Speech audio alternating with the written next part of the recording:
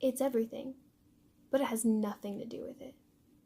That's what Tyler said in an interview earlier this year. So, I feel like it's pretty clear what that means. Dema. Let's talk about Dema. I will reference my notes here. What is Dema? Well, I think most of us know. Dema is supposed to be that. A lot of people think of it as a physical place, but I don't think so. I don't think it's an actual place, because obviously, like, where the hell is it? We don't know. But Dema is a state of mind. Dema is an idea. Dema is a way that people think and behave so much that it makes them interconnected in that way, and they share that feeling, that not so good feeling, because let me tell you, Dema is definitely a place full of doubt, heathens, morphing to disassociate and get away from it, and of course, anathema, evil, connections. So, let's talk about that for a second. Anathema. What was that? That was some odd years ago on Regional at Best. I'm talking about Regional at Best. That's how far back we have to go. Because what is anathema? If you don't know what it means, it's essentially an evil. It's like the thing that's against you, the thing that's so complete opposite of you, it just disgusts you, it's wrong, it's something you can't deal with. Anathema. Now think about this. Anathema and Blurryface are very similar. In anathema, he's asking this thing to get out of his head when he's trying to go to sleep. He's asking for this feeling, these ideas, these invasive thoughts to go away. And what is Blurryface basically the whole idea of? Yeah, it's like his dark side, whatever, but it's the idea of invasive thoughts. It's the things that you don't want to think about, but for some reason they keep popping into your head. Like, I know because he has the everything they do is very heavily religious, but also questioning religion, that sort of thing underneath it. Maybe not really religion, but like Christianity, a higher power, following whoever, Jesus, whatever you follow, you know? It's all of that lines their music so deeply, and it's still there for those of you who may think that it's like not because they're popular now. Oh, honey, it's there. but like Blurryface and Anathema, they're not necessarily the devil, they're invasive thoughts. Okay, so you have to remember that. Invasive thoughts are things that we both control and don't control at the same time.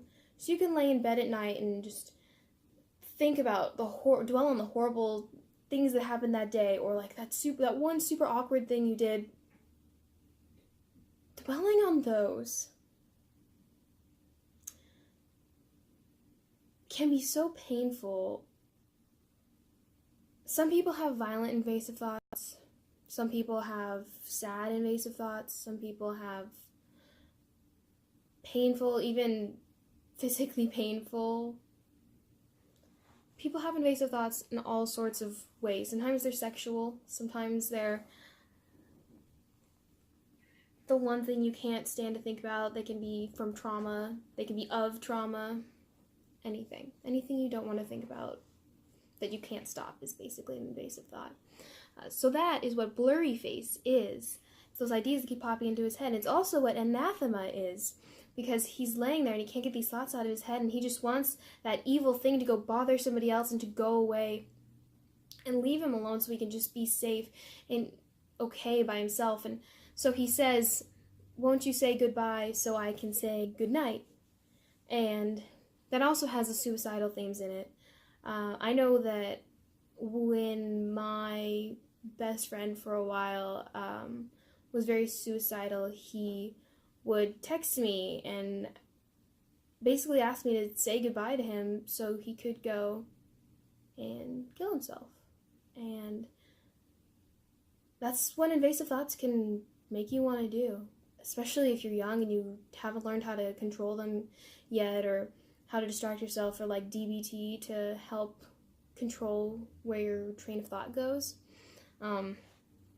Then it can be terrifying. I know I definitely had that issue when I was younger. 9, 10, 11, 12, I just didn't know what was happening. I thought I was an evil person. I thought I was like an anathema. I thought I was someone that something and everything should hate because of these things that I was thinking, when really they're just the side of me that was Blurryface, sort of. I know that's Tyler's thing, but it was just that negative side, that thing that I just don't want to be and I'm terrified of. And I really did think of it almost as an entity, like if you're being possessed or something.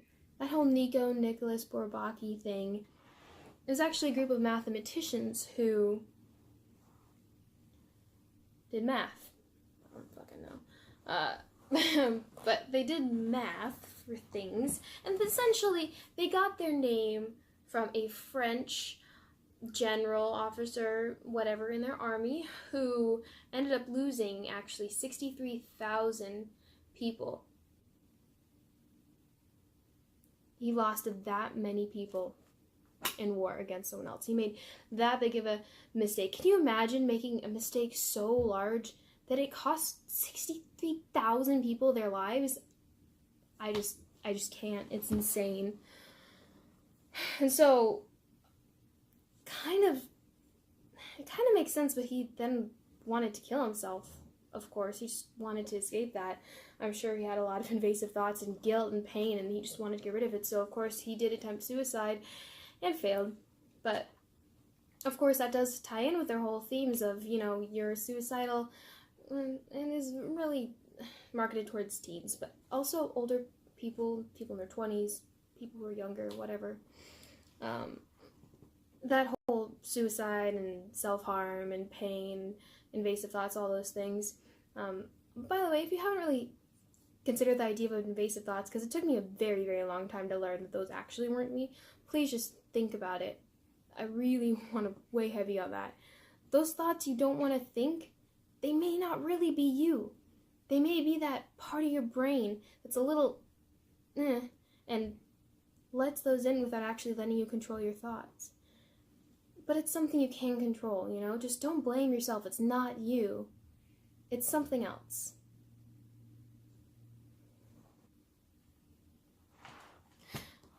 And of course, Tyler isn't Nico. So the reason why they picked this guy is for two reasons that I see. So the first one is, he killed 63,000 people, so he touches on the suicidal, guilty part of it. He was someone who made a huge mistake and felt heavy and weighed down by it.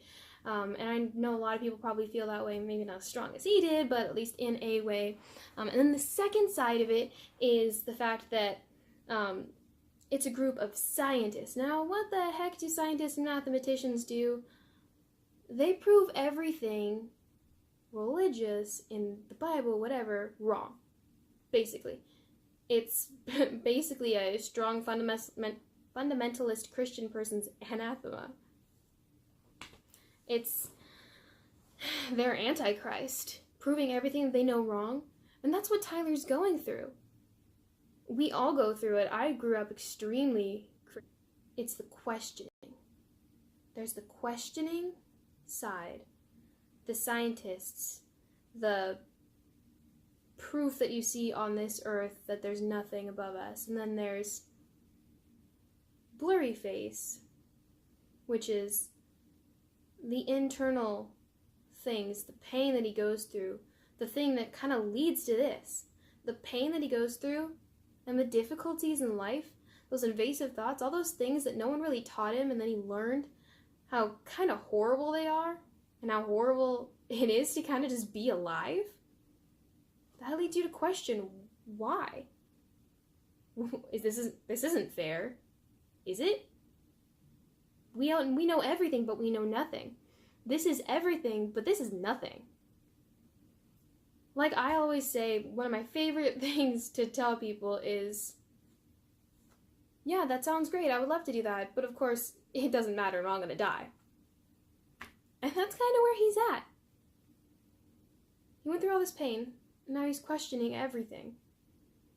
And he's now realizing that he is... Oh my god. I just came up with something. Oh my god. Okay, so everything just kind of like clicked for me. Okay, so we have Blurryface, Heathens, Trench. Okay? Alright. Stop, camera. Stop it. Okay. No. Okay. Blurryface. Blurryface was, like I said, all the pain that he's been through, all this anxiety and confusion, and he doesn't know what's going on because everything's so bad suddenly. He's kind of starting to realize, he's kind of starting to wake up. And then we're in, and of course we have our colors red. Then we're in the middle. And Heathens comes out. And yeah, it's supporting a movie, whatever, but they're not just going to sell out and make something just to make some money or support someone just because their label tells them. You know what they're going to do? They're going to put as much weird crypto culty stuff in that as they friggin' can. So that's what they did in Heathens. That's what they did. If you look in Heathens, he's wearing orange most of the video and in a jumpsuit, haha, lol. And then he shows up in a yellow jacket playing guitar. Yeah. So that's the bridge. So we have there in the bridge, he's in prison because he realizes, he wakes up in prison. He goes through Blurryface, he goes through these phases of awakening and pain. And then guess what happens? Guess what happens? He wakes up and realizes he's in a prison. A prison of his mind, a prison of the confinements of religion, and norms and ideas and things that people make you do in society to try and fit in or whatever. So we're here, he wakes up, and he realizes in Trench where he is. He's in the middle of a war. He's in the middle of trying to break out, and trying to free himself from Dima and from these demons in his mind. Also, yeah, I know Dima's kind of close to demons, but I really don't think that that's what they meant. Maybe a little, but I think it was more of a coincidence, and Dima is just an idea. And it might even stand for something. Heck, if I was him, I'd put it in some weird code.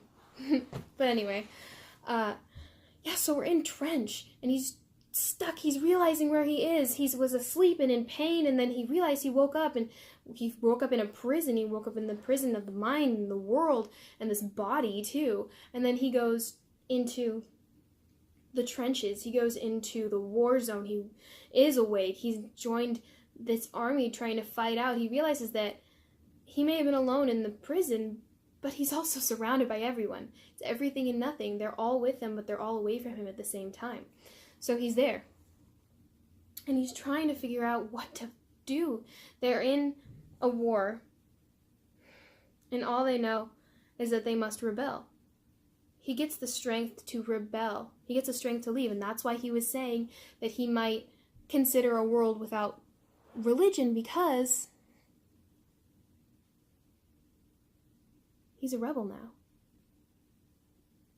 And he's trying to wear his rebel clothes, get out there, and free himself. Free himself from Dima and Blurryface and the anathema.